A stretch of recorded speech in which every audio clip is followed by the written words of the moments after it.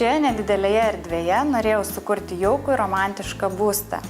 Todėl sienoms parinkau šviesius, šiltus atspalvius, klasikinio stiliaus užuolaidas, šviesius sendintus baldus, kilimą derinau prie vyraujančių tapetų ornamentų, prie gipso ornamentų.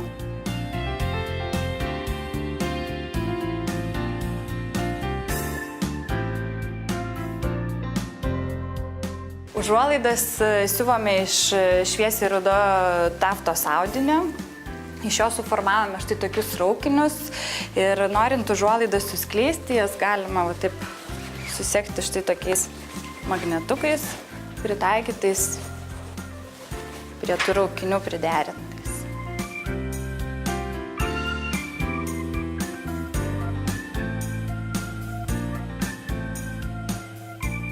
Nišoje norėjau sukurti freskos įvaizdį ir parinkau tokį didelį ir išties įspūdingą senovinį paveikslą, kad interjeras būtų kuo senoviškesnis, kuo romantiškesnis. Nišos kraštus dekoravome gipso ornamentais.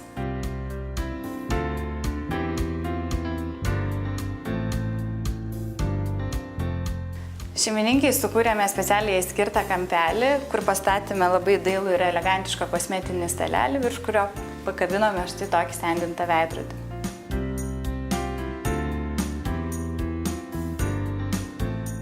Poilsio zonoje išrinkau tokį dailų ir išties tokį gražų baldelį, taip vadinamą vyninę.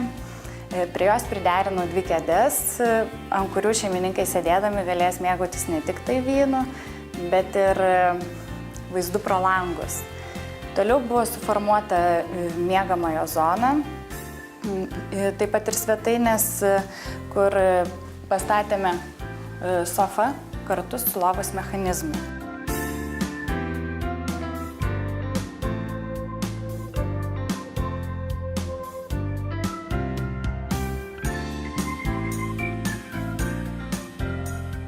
Šioje zonoje pakabinome štai tokį nėriniais dekoruotą šviestuvėlį, kad jisai skleistų jaukią ir romantišką šviesą.